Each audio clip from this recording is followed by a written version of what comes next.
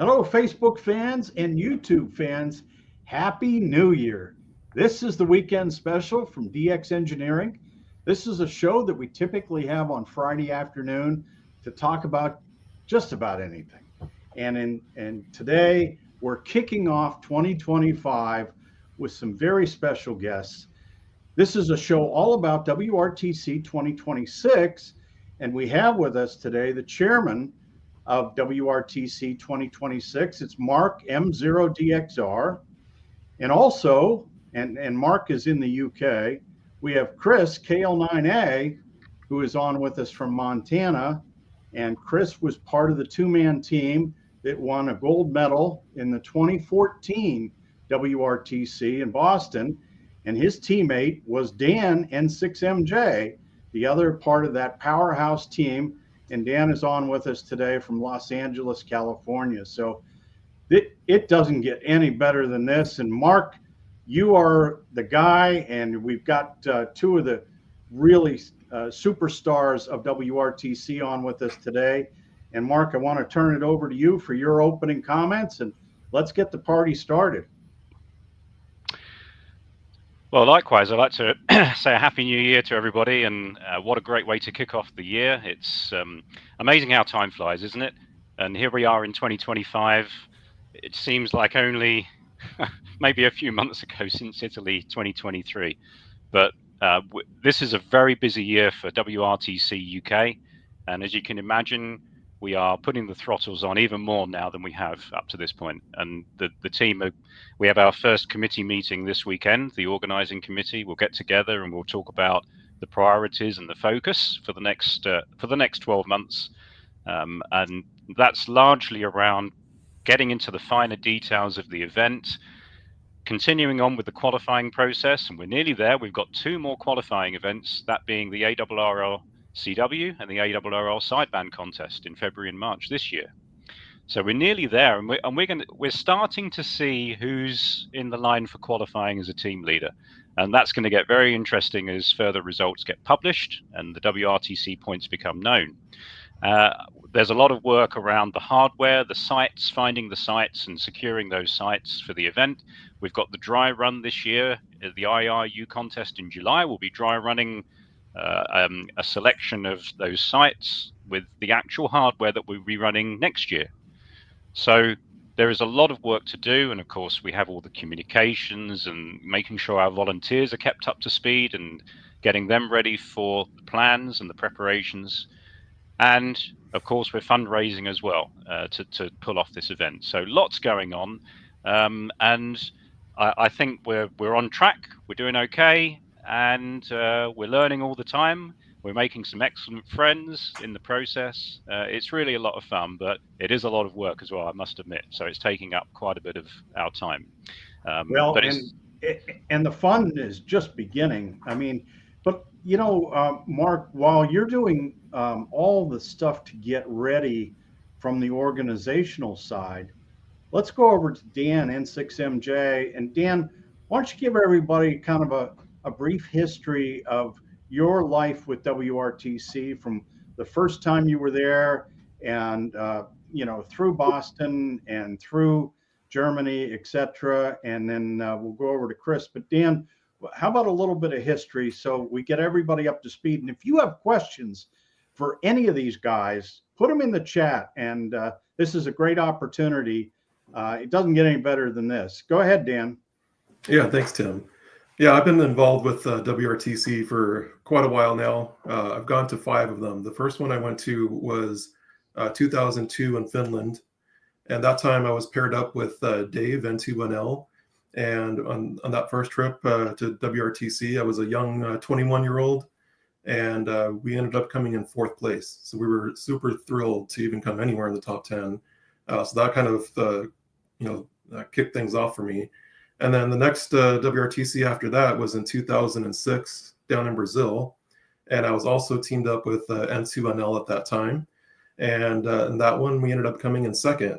So it certainly was a nice surprise to be on the podium, but definitely enjoyed that a lot. And then 2010 came around, and unfortunately N2NL couldn't make it. That's when I started teaming up with Chris KL9A. And I know a lot of your viewers know who he is.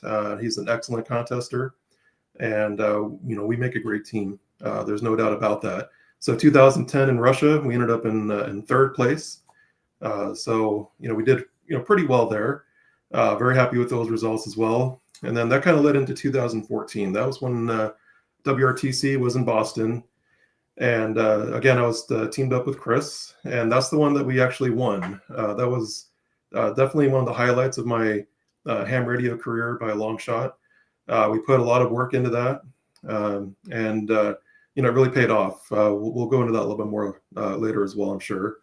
So after 2014, it was 2018 where we went to Germany as a team again. We tried to repeat, didn't quite make it. Back in third place again in that one. And then, 2023, we kind of took a little bit of a break. It was actually kind of nice being able to go to WRTC and not have to have the stress of, bringing all the equipment with you. So we really enjoyed being there. But I have to be honest, while we were there, it really got us thinking again, like, why are we operating, So we made the decision in Italy that, hey, when the next WRTC comes around, that we're going to go ahead and try to make it as a team once again. And I think we're well on the way for that. That's really a great history of your involvement in WRTC. And, Chris, how did this all start for you? I mean, what got you to the point where you said, hey, this is something I want to get involved with? Well, it was by accident, as these things happen. In 2006, just before that, I got an email from Ward N0AX, who had qualified as the team leader from one of the W7 areas. And his email was simply, how's your Portuguese? I'm like, it's horrible. Like, that's terrible. What are you talking about? He said, well, you're going to need your Portuguese if you're going to be my partner for WRTC in Brazil. And I said, I'm not going to Brazil. That's crazy. And he said, no, let's go to Brazil. I said, all right, let's do it. So we did that. Of course, if anybody knows Ward, he's a barrel of laughs. It was a really great time. And we got 8th place, which was way better than we expected.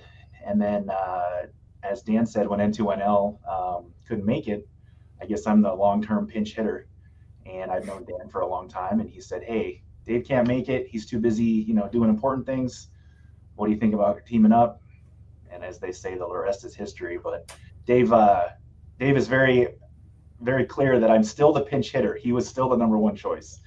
So if he ever comes back, I'm out. So that's kind of how I got into it. And as Dan said, going there was really, really cool. Just without the stress and not having to worry about equipment, hanging out with all the people. But, we won in 2014. That was over 10 years ago. So it's time to come back. So, Chris, tell everybody some of the things that you do to get ready for an event like WRTC, where you're on site and there's so many variables. I mean, what do you do mentally, physically, the whole thing? What do you do? Well, it's a process. What do we do versus what we should do are often different things. When you talk about a field day setup, you have to be able to handle everything that comes at you, right? In 2018, we had we had some significant hardware challenges that we couldn't overcome. It took all of our rest time away from the beginning. So we were very tired at the start of the contest, but that's just how it is. It's like losing an amplifier. You got to deal with it. Ahead of time, we're eagerly awaiting the rules for this next one so we can figure out what our setup's going to be, how we're going to strategize on that. Lots of changes every year on how your operating team's going to work, what hardware you're going to have. Dan and I in particular pretty much obsess about it 24/7, and we go back and forth on old logs and strategy, pros and cons. It's a constant thing. If we figure out the rules today, I guarantee you Dan and I will be analyzing everything from now until when the contest starts. So, Mark, let's talk about the differences between what you're doing in 2026, because each one of these WRTCs is different. What you're doing in 2026 and how people can get involved versus what some of the previous WRTCs did, Mark. Well, we're maintaining the sort of general standards that WRTC have always held in trying to offer as much as we possibly can, an equal playing field, to provide best chance for these operators to really battle it out and find out who the best of the best contesters really are. I mean, that's the essence of WRTC. So we're trying to continue with that theme. It's radio, right? So it's very much a black art, and there will always be some variables to an extent. Our job is to minimize those as much as possible. So there's a lot of work going in, and will be a big focus this year to try and assess the sites. So we'll be planting, or G4PIQ will spend a lot of his time planting SDR receivers and taking on a lot of data to analyze those sites. And we'll be, as I mentioned, trialing some of those sites this July.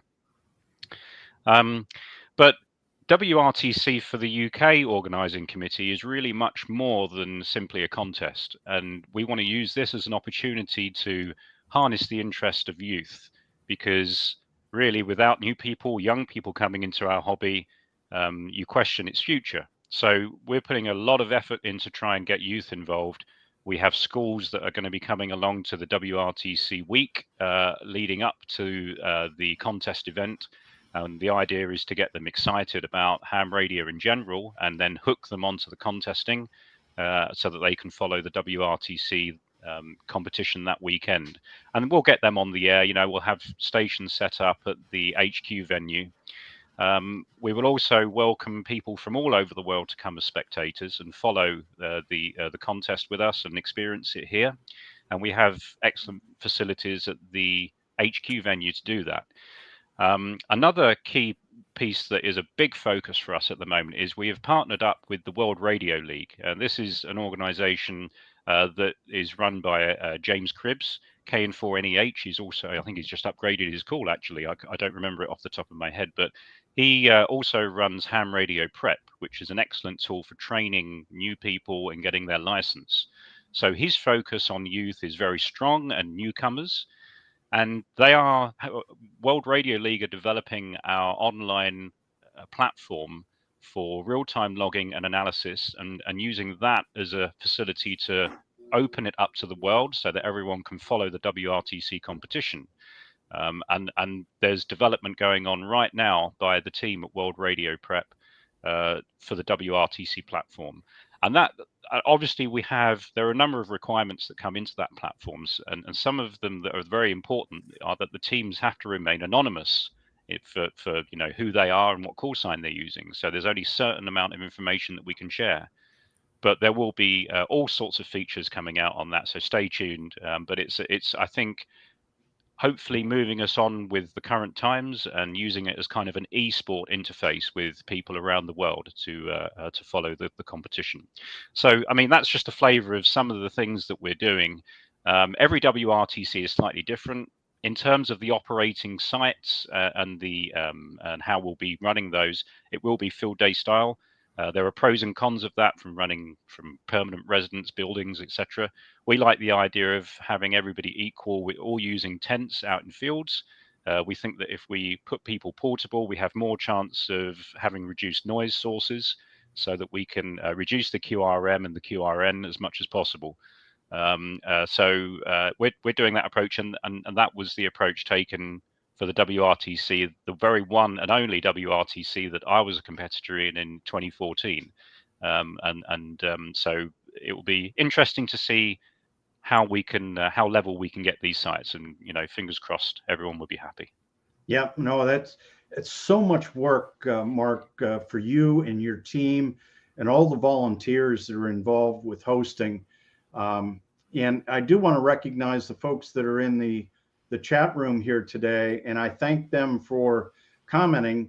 Mike 0 Delta Sierra Kilo, Richard is in there.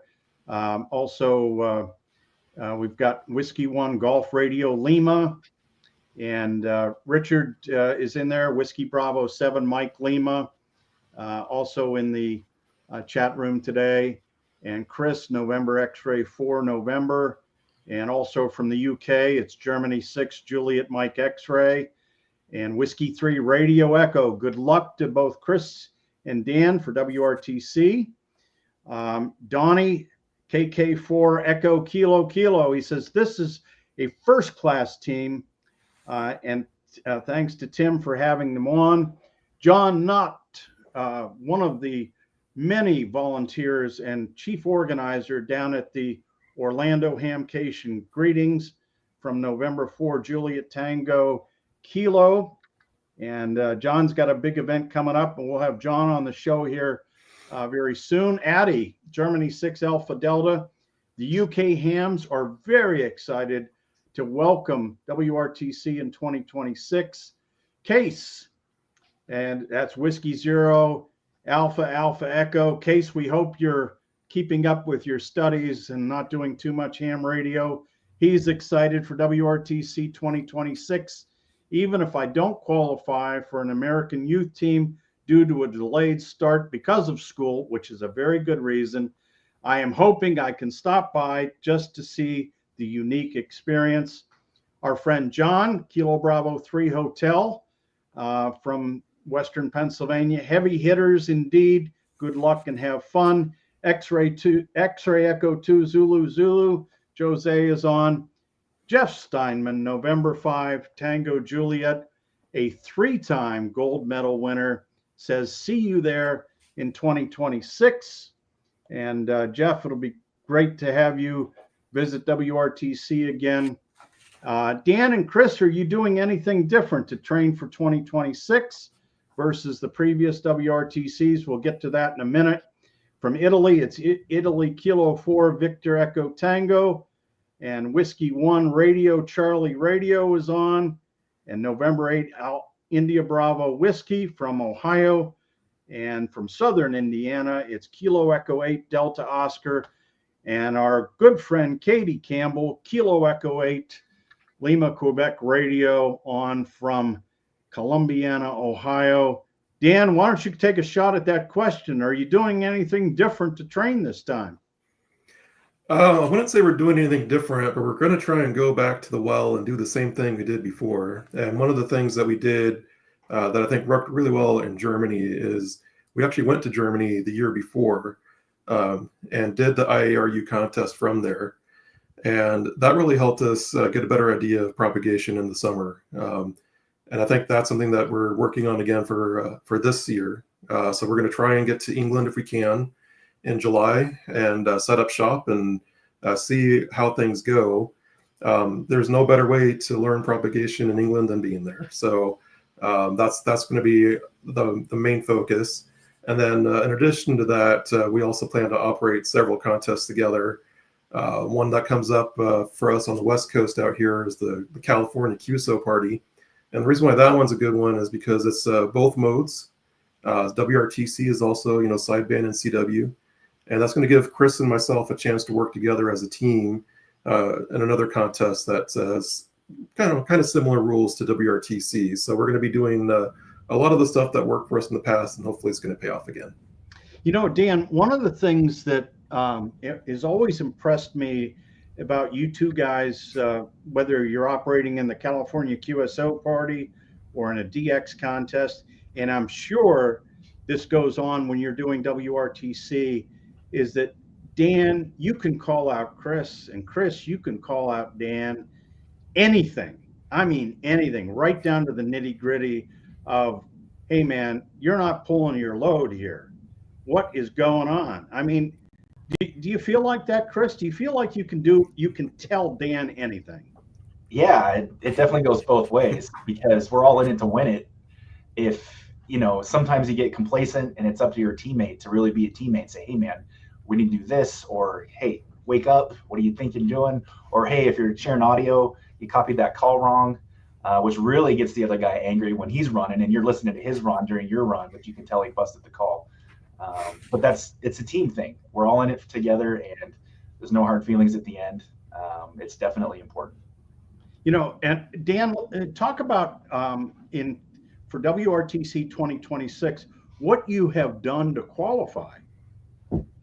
Yeah, so I've been really lucky this past year. I've been doing most of my qualifying from a big station in Arizona. That's ND7K, the station owned by Tim, N6WIN. He does a lot of multi-ops out there. But I got together with him and told him that, hey, this is what we want to do. We want to try and qualify for WRTC. And he basically gave me the keys to the station for the entire year to do any contest that I wanted as a single op, just to be able to get the points needed. It wasn't necessarily going to be an easy task to get to the points needed to qualify from my region. So I'm qualifying from Arizona. So the region would be, all of W7, including Montana. My biggest competitor in the region was Pat N9RV. And, in order to beat Pat, really had to have my A game every contest that I did. And at this point, like Mark said, there's 2 contests left, but I'm already done with my qualifying. Just waiting for all the scores to come in. And from what I know, based on what I've seen from the scores on the scoreboard in 3830, I should have enough to get the team leader spot here for W7. Boy, that is great, Dan. And Chris, last couple of years here, you have spent a lot of time and effort and money and everything else, but mostly time and effort putting together your own station in Montana. How much experience and how important is that experience relevant to what you'll do to build a station for WRTC 2026? It's actually going to be more important than I thought, depending on the rules, of course. But the hardware side, that game kind of gets upped every year, and we have to be able to beat the next guys. But I got to win by 1 QSO. So anything we can do to set up our station a little better, have that little bit of an edge for 1 QSO. Any experience I have doing my own stuff is great. And the nice thing is I've made a ton of mistakes on my own station, so we can fix those mistakes for WRTC. Yeah, I mean, you've certainly been learning and sharing a lot of what you're doing on Facebook with all your Facebook followers. We're all getting to see you go through the trials and tribulations and fail and have success as you build the station. Dan Richard says, what radio do you think you might use at WRTC 2026, and why would that be your favorite transceiver? That's actually a great question, and that's still one of the things we're waiting to find out about. I think my all-time favorite radio, and a radio that we've actually used at WRTC more than once, is the one sitting behind Tim there, which is the ICOM 7851.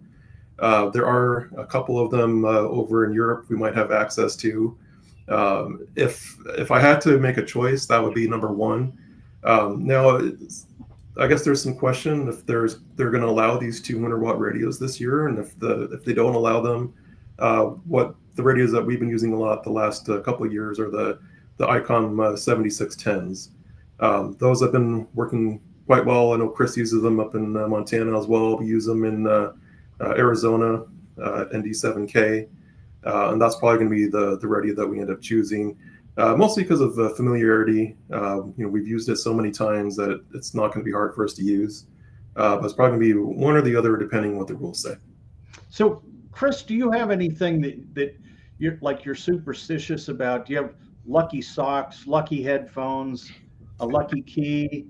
I think back to your dad, KL7FH, and some of the great times that you had with your dad. And I just wonder, is there a rabbit's foot that you take along with you? There is a rabbit's foot. It's funny you asked that. Actually, there's 2. One of them is my really old green K3LR Every QSO Counts t-shirt. I've never lost a contest wearing that shirt, and 1 year I did not wear it. But also I have an Oscar Mayer weenie whistle that I take with me for every contest, and usually set it right up on top. That's my lucky rabbit's foot. That is very cool to hear that, and I'm sure that'll get a lot of play on social media as we go through it. Dan, do you have a pre-contest ritual that you'll go through before WRTC kicks off on that Saturday? That's a good question. I mean, there's always room for just a little bit more studying. I'm a big looking at logs kind of a guy. I don't want to be unprepared once the contest starts. But I think the most important thing leading up into the contest is making sure that we have all of our food and all of our drinks ready to go, because we don't want to waste much time, trying to figure out what we're going to do when. There should be a plan laid out. I remember first distinctly the first time I went to WRTC with NC1L on the way to the station in Finland. We stopped at McDonald's and we got like 10 cheeseburgers each. And that's what we ate for the contest. Hey, it worked. We did pretty well. So, food's a big thing for me. Yeah. No, it was N2NC that probably 25 years ago said, and it changed the entire diet here at K3LR. He says, remember, an Army travels on its stomach. And I've never forgot that. And it has paid dividends. Mark, you're going to host several hundred people, whether they be participants, whether they be referees. Let's talk about the website and how people can get more information and how they can get involved with WRTC 2026. Well, we've already put the firm requirement in for plenty of beer. I don't know if that is on Chris and Dan's agenda prior to the contest or whether they're going to go full out on the Monday, but that will be flowing, and good food. And I was just sort of reflecting on what Dan and Chris were saying there about seeing if a 7851 is available, or two of them available in Europe. And of course, shipping all this kit all around the world is really quite a thing, and would, I'm sure, far exceed the standard 25 kilos of checked luggage. So it's a really big deal. So there will be information coming out very soon with regards to the types of packages that people can arrange for themselves when they come to the UK. That's all being worked on this month, so stay tuned for that. It will probably be later this quarter when that becomes available. And of course, we welcome spectators and volunteers as well as competitors and referees. And the referees is another thing that will be kicking off this year, the application process for referees. And we want people from all over the world to come forward as referees to give that global spread. So that's another way if you're interested in becoming a referee for these 50 teams. And the volunteers, we're absolutely astonished with the number of volunteers that have come forward, and people from all over the world saying they are coming to the UK in July 26. And even many people have offered to come over this July to help us with the dry run, which is great. And coming over to Dayton, speaking to the North American hams, is great on how excited people are about this. And it seems that every 4 years, this WRTC obsession just grows, which is just wonderful. It's great for the hobby, and it's great for the soul. So stay tuned on the website. We have a new webmaster actually who's coming on board this month. So stay tuned for some exciting updates there on how you can get involved. We've just launched the silver coin program. So you may remember we did the bronze coin in 2024. We've now got the silver coins available, and we've already got people coming forward and requesting their silver coins for a donation. And then the gold coins will be in 2026. So if you want one of those special coins, then check it out, and we'll get one sent off to you. And we've got lots of clubs that are still sponsoring the tents. The tent sponsors are always a popular thing. I think there's probably about a quarter of the tents remaining, so that's all going strong. And some various VIP packages that people can choose from as well if they're coming over. So yeah, lots of ways to get involved there, Tim, and we're just so grateful for all of the support we're receiving globally. No, that is super, Mark. And I want to go over to Chris here real quick. And Chris, if you had to, give somebody some encouragement on getting involved in WRTC, even if it's just watching it or participating on the air and working the WRTC stations. But, you know, just an average guy with 100 watts and a vertical or an end-fed wire, why should they even care about WRTC, Chris? Well, because it's cool. I mean, the live scoreboard things now, and what they did in Italy with all the live stuff, that's just really cool. And I mean, Dan and I were glued to it the entire time we weren't competing, and it was way more fun than I thought. But there's usually prizes for working at WRTC stations as a non-competitor, and you know, you want to work them on all bands, on all modes, and it's kind of a contest within itself.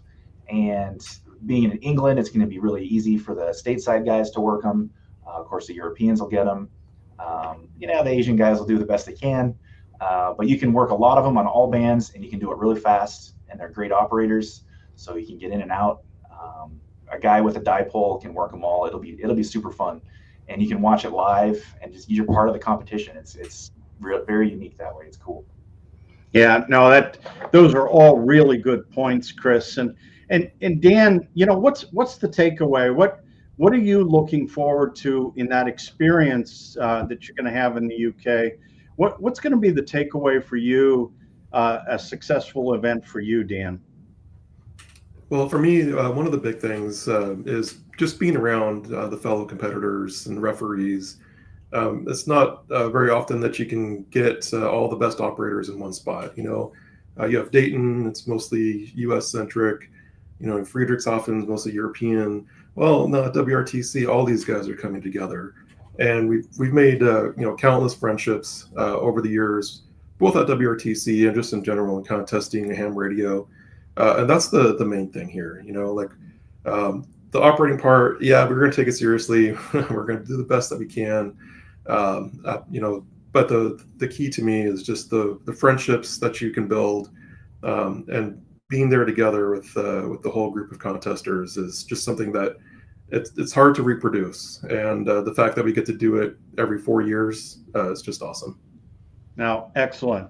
Well, we wish, I'm sure on behalf of all our viewers here today, we wish you both good luck. And Mark, most of all, we wish you a lot of luck, because this is a big job. You got big shoes to fill. And we also, you know, want to extend thanks to the referees. I think, you know, the referees have said it's a thankless job. And it really is.